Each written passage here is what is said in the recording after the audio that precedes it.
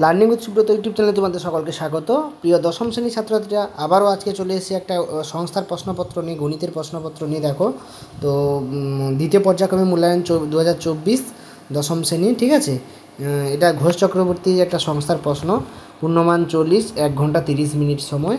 দেখো একের দাগের একেরটা কী বলেছে দেখো, ফতিমা, সিয়া ও স্মিতা তিনজনে মোট 6,000 টাকা দিয়ে একটি ব্যবসা শুরু করে। তো এখানে দেখো এমসিকিউ টোটাল 7টা প্রশ্ন দিয়েছে।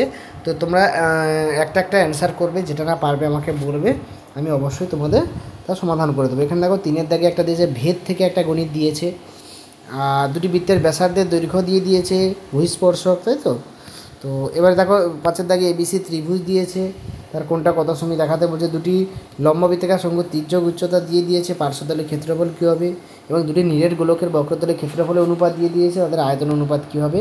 এবং ভেদ থেকে দিয়েছে দেখো x ভেরিজাস Y, x ভেরিজাস Y into Z, আর Z Y ভেরিজাস Z into x হলে দেখা হচ্ছে জেড একটি অশূন্য ধ্রুবক।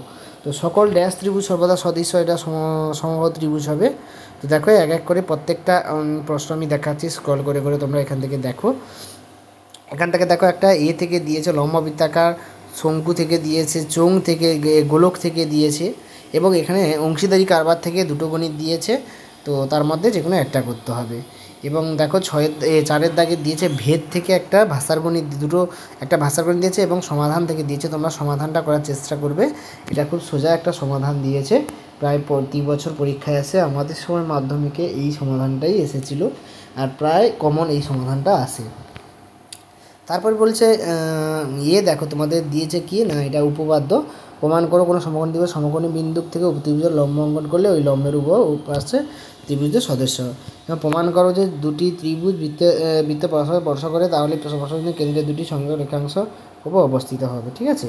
তো 6-এর দাগে দিয়েছে দেখো দিয়েছে তোমাদের প্রয়োগ দিয়েছে, এবং 7-এর দাগে সম্পাদও দিয়েছে।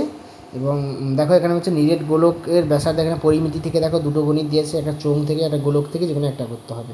তো এই ছিল তোমাদের টোটাল 40 নম্বরের প্রশ্নপত্র। তো তোমরা প্রশ্নপত্র দেখো, যেটা পারবে না কমেন্টে লেখো, আমি অবশ্যই সেগুলো সলভ করে দেবো।